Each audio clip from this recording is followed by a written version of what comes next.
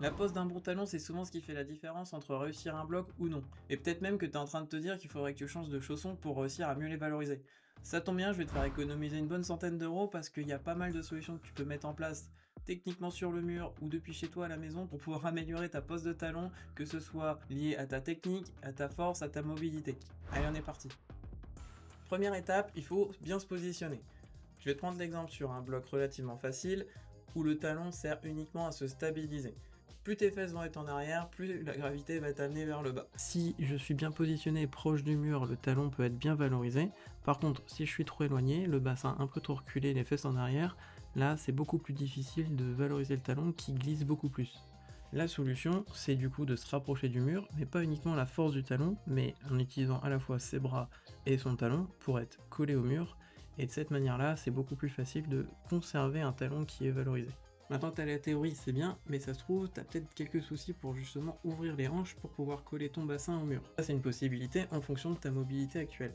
Il y a un très bon exo pour ça qui permet de travailler ta mobilité d'ouverture de hanche, le frog stretch. C'est un peu particulier comme exercice, mais c'est très efficace. Pour bien travailler la mobilité, ça se passe en deux temps. D'abord, tu as un travail passif dans ta position de base, où tu sens l'ouverture des hanches, tu ressens le mouvement, tu sens où est-ce que ça tire, pour vraiment voir les sensations. La deuxième étape, c'est de rajouter un travail actif.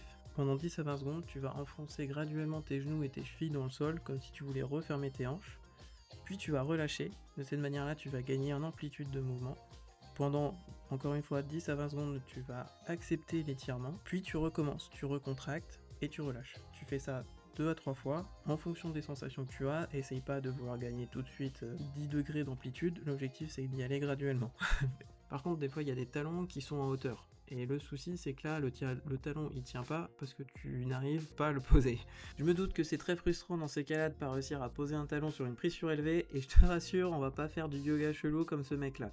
Si tu galères à poser ton talon sur une prise surélevée, c'est très certainement lié à ta flexion de hanche. Oui, encore les hanches, mais pas pour le même mouvement. Concrètement, la flexion de hanche, c'est le fait de pouvoir relever la jambe le plus haut possible pour que tu puisses atteindre une prise avec tes pieds. Techniquement, tu sais ce qu'il faut faire, mais par contre, ce qui te bloque, c'est le fait de réussir à lever la jambe suffisamment haut pour pouvoir atteindre la prise. Ça tombe bien, il y a des exercices très simples pour travailler ça depuis chez toi à la maison. Tu vas avoir besoin de deux trucs, un petit élastique, t'en trouves souvent à Decathlon, et un mur. Jusque là, tout va bien. Tu vas mettre l'élastique entre tes deux pieds, et l'objectif, ça va être de lever la jambe le plus haut possible, comme en escalade. Plus ton élastique va être tendu, plus ça sera difficile, et tu vas sentir que ça travaille à la fois au niveau des fessiers et également au niveau de ta flexion de hanche. L'intérêt de l'élastique, c'est de rendre l'exercice suffisamment difficile pour que quand tu l'enlèveras, ça te paraîtra très facile de lever la jambe. Maintenant, on va parler des muscles. Il y en a deux que tu dois retenir principalement. C'est les ischios et les fessiers. Les ischios, c'est ceux qui te permettent de ramener le talon à tes cuisses. C'est en grande partie ce muscle-là qui va te permettre de tirer le talon que tu poses sur la prise vers toi. En résumé, c'est un peu lui qui permet de faire la traction de ton talon. C'est pour cette raison qu'il tire vraiment, et quand tu l'engages bien, tu vas sentir que les cuisses elles chauffent, c'est normal. Ensuite, les fessiers, ils ont un rôle différent, ils servent principalement à stabiliser ton bassin pour maintenir la hanche dans une position forte. Concrètement, si tu les actives pas, c'est pour ça que ton bassin part en arrière et que ton talon décroche. Avec les fessiers qui sont engagés, ton bassin se verrouille et tu peux beaucoup mieux charger sur ton talon. C'est en activant les deux en duo que tu travailles le mieux. Les ischios tirent ton talon vers toi, les fessiers verrouillent le bassin pour que plus rien ne bouge. Résultat, ton talon, ça devient un appui solide qui peut supporter ton poids sans zipper. Comme tu l'as certainement compris, si ton talon zip, c'est pas forcément une question de chaussons haut niveau, c'est souvent lié à ta mobilité ou à ta force. Et c'est justement ce qu'on fait avec K-Escalade, des séances simples depuis chez toi sans beaucoup de matos pour renforcer tes hanches, tes ischios, ton gainage, bref, tout ce qu'il faut pour que tes talons arrêtent de zipper et que tu sois plus solide sur le mur. L'offre de lancement est disponible jusqu'au 31 août, ça te revient à peine à 1 € par jour pour 12 séances par mois, avec des séances à thème qui te permettront de progresser depuis chez toi pour l'escalade. N'attends pas trop longtemps, c'est jusqu'au 31 août. Bon, on est reparti avec notre talon. Si on voyait la salle d'escalade comme une salle de musculation, tu pourrais faire des leg curls sur un talon. Bon, les autres grimpeurs te regarderaient bizarrement et attendraient un peu leur tour, parce qu'ils comprendraient pas trop ce que tu fais, mais c'est une manière de t'entraîner. Par contre, pour que ce soit un peu plus pratique pour tout le monde, tu peux faire ça depuis chez toi. Je vais te proposer deux exercices qui te permettent de travailler à la fois les ischios et les fessiers. Je vais commencer par différentes variantes du pont fessier, en version escalade. Tu poses ton talon sur un support, tu vas juste décoller les fesses du sol en engageant que les ischios. Tu te tu tiens la position de base, ce qu'on appelle une position isométrique, à 90 degrés, pour faire chauffer les muscles. Ensuite, tu vas commencer à faire des petits mouvements de balancier en activant les fessiers pour ressentir la différence. Tu fais une trentaine de secondes avec les deux jambes. Ensuite, et c'est là que ça devient intéressant, c'est que tu vas repartir dans la position de base, 90 degrés, et là, tu vas lever un pied à la fois pendant quelques secondes. Là, tu vas ressentir tout de suite la différence entre est-ce que c'est plus difficile entre ta jambe droite et ta jambe gauche, est-ce que c'est juste possible de te lever uniquement à la force de ta jambe en activant que les ischios.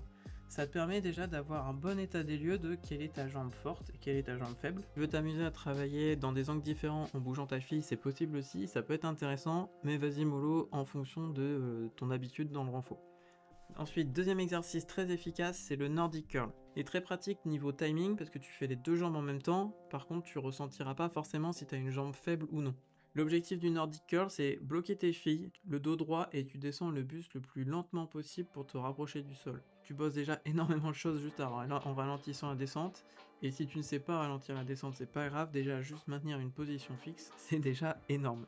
Si tu veux progresser sur la descente et potentiellement un jour faire la remontée, tu peux travailler avec un élastique pour te délester légèrement. Clairement, cet exercice il est quand même assez difficile, donc je te conseille de commencer déjà par le pont fessier qui est plus accessible. Mais si tu sens que tu veux progresser, le Nordic Curl est vraiment très intéressant. L'étape suivante, c'est savoir quoi faire quand il faut enlever le talon. Parce qu'on parle souvent de la pose, mais on parle rarement du moment où il faut l'enlever. Ce qui est important de savoir, c'est qu'il faut transférer ton poids.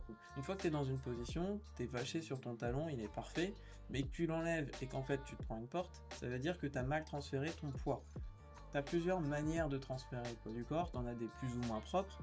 Ce que tu as surtout besoin de savoir, c'est qu'on revient au même principe, c'est qu'il faut que tu te rapproches du mur pour éviter de justement avoir trop de gravité.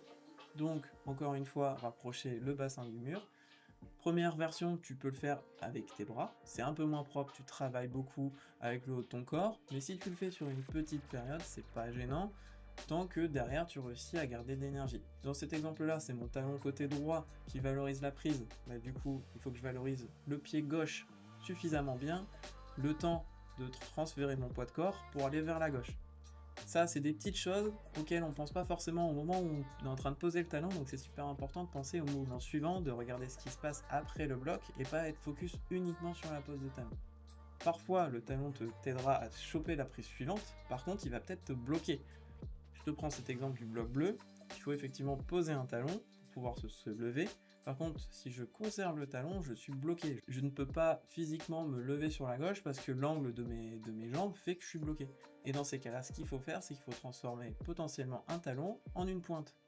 Ou autre chose. Ça dépend effectivement de tous les blocs, mais prends surtout ça en considération, garde l'esprit ouvert quant au fait que le talon ne sera pas forcément la solution magique à ton problème. Je te reprends un autre exemple sur ce bloc rouge. Je le fais en talon parce que là, forcément, dans le but de la vidéo, je voulais faire des talons un peu à tout va. Clairement, je le refais avec une pointe, c'est beaucoup plus efficace. Et le bloc vert que je te prenais en exemple, il est clairement pas prévu pour faire un talon. C'était également pour donner des exemples assez extrêmes de talons qui peuvent être un peu complexes ou quoi, avec au-dessus de la tête, etc.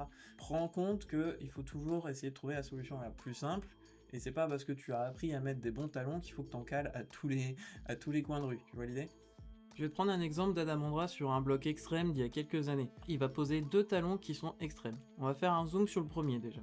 Là, ce qu'on voit, c'est qu'il a une très bonne ouverture de hanche pour pouvoir coller son bassin au mur, et également une très bonne mobilité pour pouvoir faire la rotation au niveau de sa cheville et de son genou pour pouvoir gérer cette amplitude-là.